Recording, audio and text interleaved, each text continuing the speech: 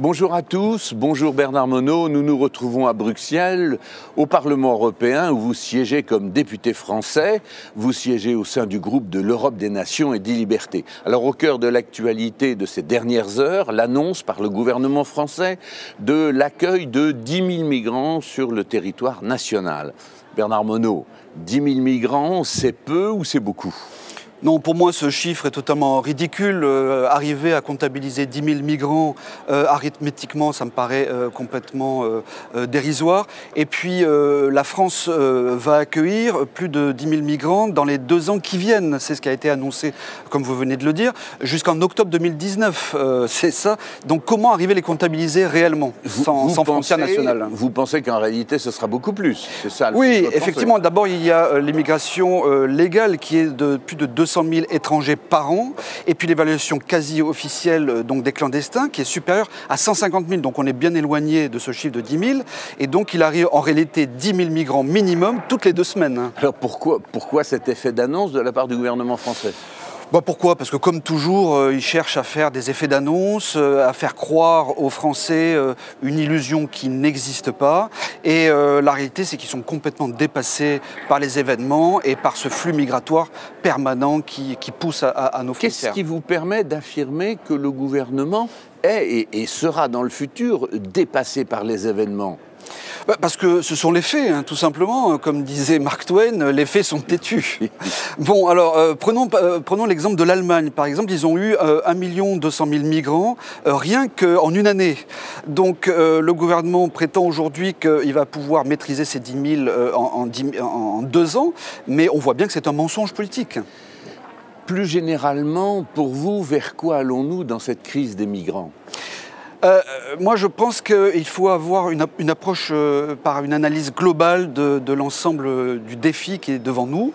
La grande crise de migration n'est pas derrière nous, mais elle est devant nous. Et moi, je vois 2 grands défis en réalité. Deux grands défis, c'est lesquels ? Alors, le premier, c'est le défi démographique du continent africain, notamment. Si on regarde les projections de l'UNICEF...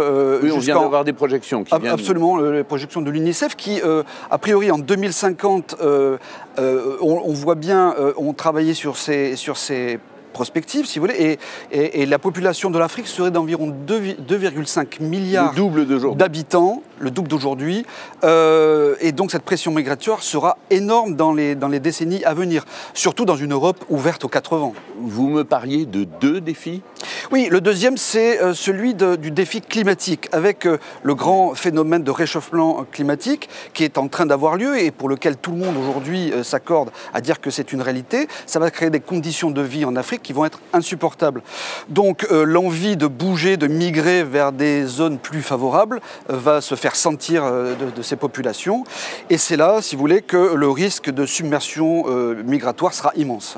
Avec la conjonction de ces 2 phénomènes, c'est un scénario catastrophe que vous êtes en train de décrire là. Mais oui, mais malheureusement c'est une réalité. Et d'ailleurs, c'est pas moi qui le dis, puisque c'est l'UNICEF, organisme de l'ONU. Oui, c'est pas vos chiffres. C'est pas mes chiffres, c'est les projections officielles donc de l'ONU et de l'UNICEF. Et donc, ce réchauffement climatique est une réalité vécue par tout le monde. Et donc, la combinaison de ces 2 problèmes, donc le défi démographique et le défi du réchauffement climatique, va se combiner pour créer probablement une situation explosive. Alors, pour vous, quelle politique doit être mise en œuvre aujourd'hui face à ces 2 défis que vous qualifiez vous-même, dont la conjonction est explosive, je note votre terme. Oui, c'est ça. En fait, en la matière, il ne peut pas y avoir de demi-mesure. La première chose, c'est que nous sommes face à un problème d'envahissement de populations étrangères sur le sol européen et le sol français. Imaginez par exemple que ces 2,5 milliards, si on prenait 5% de ce chiffre-là, les flux qu'on a déjà connus. Absolument. Ça représente plus de 120-125 millions dans les décennies à venir d'envahissement de population. Je rappelle, le chiffre de la population française, c'est 65-68 millions d'habitants. Oui. Alors, quel est l'autre terme de l'alternative ? Il y a une autre politique. Eh ben, écoutez, il y a la politique qu'on appelle le No Way, la politique australienne du No Way, c'est-à-dire concrètement raccompagner systématiquement les migrants qui viennent sur le territoire australien. C'est ce que fait aujourd'hui le gouvernement australien, donc avec des centres de rétention. Et cette politique a des résultats. Oui, excellent, parce que quand on voit effectivement ce que je viens de vous dire, les centres de rétention, c'est moins de 1000 personnes aujourd'hui qui sont dans ces centres-là et qui surtout envoient un signal au reste des pays et surtout des migrants pour dire ne venez pas chez nous, vous ne pourrez pas vous maintenir sur notre territoire. Alors, si la politique du laisser-faire que je vois, que vous dénoncez en contrepoint, se poursuivait, pour vous, quelles sont les conséquences pour notre pays ? Elles sont gravissimes. Je crois qu'il faut sortir de la langue de bois. Ça veut dire que, clairement, notre système de protection sociale français, bâti depuis 1945, sur la retraite, la santé, la politique familiale et puis l'assurance chômage, sera en péril. J'entends bien Bernard Monod, mais la France, pourtant, dans le passé, a connu des vagues migratoires dans son passé. Elle s'est plutôt bien portée. Des Italiens, les Portugais, les Espagnols... Oui, c'est vrai, sauf que d'abord, c'était pas de la même ampleur. Le nombre de migrants était beaucoup plus faible, de culture a priori proche de la nôtre. Et la distance culturelle était plus faible. Vous le disiez, elle était exclusivement européenne et elle s'est assimilée, je dirais, à nos modes de vie, à nos traditions, notre culture nationale. Et ça n'est pas le cas aujourd'hui pour les migrants de l'époque contemporaine, si ça n'est plus le cas aujourd'hui parce qu'on voit bien que ces flux migratoires viennent de manière extra-européenne avec des cultures, comme on l'a évoqué tout à l'heure, différentes, notamment beaucoup d'Afrique, et elles sont difficilement assimilables dans la population française. Phénomène des générations, vous me parliez. À la deuxième, troisième génération, ces populations européennes étaient intégrées. Aujourd'hui, Aujourd'hui, quand on regarde l'évolution, hélas, de la situation dans les banlieues, dans les quartiers, on voit une radicalisation qui est faible pour l'instant, mais qui avec le temps va s'accroître et qui nous amène jusqu'au terrorisme islamiste. Et pourtant, c'est des troisième et des quatrième générations. C'est ça, oui, tout à fait. Et vous dites globalement que notre modèle social est en danger dans cette perspective. Oui, parce qu'en fait, il y a un déséquilibre général des comptes sociaux, enfin, financièrement, parce que quand dans la balance, vous mettez plus de gens qui bénéficient des prestations sans réellement travailler, pour verser les prestations. Effectivement, voilà. Et puis de l'autre côté, des gens qui ne bénéficient peu de prestations, mais qui cotisent beaucoup, au bout d'un moment, il y a un déséquilibre beaucoup trop fort et qui va s'accroître avec la pression migratoire. Alors, face à ce déferlement migratoire, donc on voit bien qu'à votre avis, rien ne résisterait dans cette affaire. À terme, non. C'est la fin de notre système de protection sociale tel que nous l'avons connu depuis notre enfance. Quand vous dites système de protection sociale, pour que... voilà, c'est la santé, sécurité sociale, c'est nos retraites, ce sont nos couvertures d'assurance chômage en cas de licenciement, et puis les prestations familiales dans la politique familiale. Oui, les quatre piliers de la prestation sociale, qui est le meilleur système de protection sociale au monde, il faut quand même le rappeler. Les Français oublient trop. C'est pour ça que nous sommes si enviés. Si on veut défendre globalement notre système de protection sociale, il faut, selon vous, refuser l'immigration. C'est au moins avoir un contrôle sur la circulation des migrants, des personnes au sein de l'Europe, ce qui n'est pas le cas, bien entendu, au sein de l'Union européenne aujourd'hui.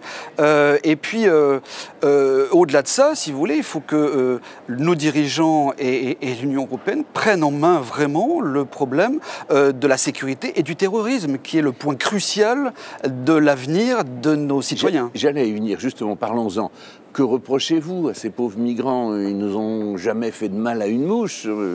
Oui, enfin, je vous rappelle quand même les attentats du Bataclan, les attentats encore récents de Barcelone. Donc, non, si vous voulez, vous avez dans les flux de migrants des djihadistes, hein, vous savez, ces combattants, ces soldats du califat islamiste, qui sont là, qui s'infiltrent dans les flux migratoires. Ça a d'ailleurs été... Oui, effectivement. Ça a d'ailleurs été évalué par les services de renseignement à environ 4000 djihadistes qui se sont infiltrés infiltré dans les flux de migrants que nous, au Front National et à l'ENL, nous reprochons au niveau de l'Union européenne qui a favorisé ces plans migratoires. C'est ce qui s'était passé au moment de en 2015, 2016, etc., où il y a ces flux de djihadistes infiltrés dans les flux migratoires. Pour un exemple précis, c'est ce qui s'est passé au moment de l'attentat du Bataclan. Voilà, c'est ce que j'évoquais, avec des allers-retours, effectivement, entre la Belgique et la France, avec l'Espagne entre Barcelone et la région parisienne. C'est ce que j'évoquais juste avant. L'Europe ne défend pas ses frontières. Pire que ça, l'Europe est une véritable passoire à terroristes et rien n'est fait pour corriger le tir, si ce n'est d'ouvrir ce qu'on appelle des numéros ou des sites pour alerter les gens, pour sensibiliser, surtout ne pas réagir. Oui, sauf qu'au niveau étatique et au niveau des institutions, rien n'est fait concrètement. Ça nous amène à l'actualité toute récente, le limogeage du préfet du Rhône qui avait fait libérer le terroriste de Marseille. Le terroriste de Marseille qui a assassiné 2 jeunes filles à la gare Saint-Charles. Et donc on a limogé le préfet. Votre réaction? Un drame de deux jeunes filles françaises dans cet attentat terrible de Marseille, où si M. Collomb avait eu un minimum d'honneur et je dirais de décence, il aurait démissionné. D'ailleurs, Marine Le Pen a réclamé sa démission cette semaine. Oui, limoger le préfet, c'est une façon de... Oui, c'est un lampiste qui a payé pour les autres. Voilà. Je vois bien que tout ça ne vous convient pas. Et l'Union européenne, actuellement, puisque nous sommes à Bruxelles, lance une réflexion sur le financement du terrorisme au travers des fraudes fiscales de l'Union. Alors, je dois dire, le rapport n'était pas évident, a priori. Oui, là encore, c'est une foutaise de la Commission européenne qui veut faire croire qu'ils agissent alors qu'ils sont totalement impuissants. En réalité, nous, Front National et le groupe ENL, à l'Union européenne, nous avons voté en faveur de tous les textes de lutte contre l'optimisation fiscale agressive, de fraude fiscale, etc., qui vont effectivement en faveur du financement du terrorisme. Et nous sommes pour la coopération fiscale, effectivement, au niveau européen. Sauf que dans la réalité, on s'aperçoit que vous avez le président de la Commission européenne, ce que je qualifie de pirate européen, et je pèse mes mots, monsieur Jean-Claude Juncker, qui a été à la manœuvre pendant 20 ans en tant que ministre de l'économie, des finances, puis Premier ministre, en favorisant le scandale des LuxLeaks, c'est-à-dire retirer de la recette fiscale à la France, notamment, c'est ce qui nous intéresse, au profit du Luxembourg, ainsi que l'Irlande a fait de même, etc. Donc on voit bien qu'il y a une hémorragie de budget, de recettes fiscales, qui permettrait justement de lutter, de contrôler les financements du terrorisme. Vous devriez être content de cet objectif globalement défini, mais en réalité, vous pensez que, là encore, ça n'est pas sérieux. Le financement du terrorisme, c'est quoi aujourd'hui? Le financement du terrorisme, c'est d'abord, avant tout, le financement donc des États étrangers qui viennent notamment financer les lieux de radicalisation islamiste. C'est aussi le robinet social qui coule à flot dans les banlieues qui autorise... Oui, c'est nous, mais enfin, avec la volonté générale de l'Union européenne, donc qui viennent alimenter donc, les banlieues et puis qui donnent libre cours à tout ce qui est trafic et surtout radicalisation et intégrisme qui se forge dans ces banlieues. Et puis, il y a aussi le laxisme général dans la lutte contre la délinquance qui fait qu'aujourd'hui, on en arrive à une situation encore là explosive. À travers vos propos, on voit se dégager les grandes lignes de force d'une politique globale que vous aimeriez voir mise en œuvre rapidement. Effectivement, il faut une reprise en main générale de nos dirigeants français, avec une prise de conscience du péril et du risque qui menacent nos citoyens sur leur présentement, mais aussi pour l'avenir de nos propres enfants. Donc il faut remettre à plat, parce que c'est peut-être un peu long aujourd'hui pour expliquer ça, mais il faudrait revoir le problème de la nationalité, revoir le problème du regroupement familial. Vous n'avez pas épuisé le sujet. Effectivement, donc aujourd'hui c'est ça. Mais voilà, la France doit reprendre en main son destin. Pour vous, demain, il sera trop tard? Oui.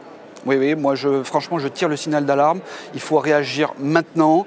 Je pense qu'il est nécessaire que la France arrête d'être aussi laxiste dans ce domaine qui est le péril du XXIe siècle, qui est l'immigration.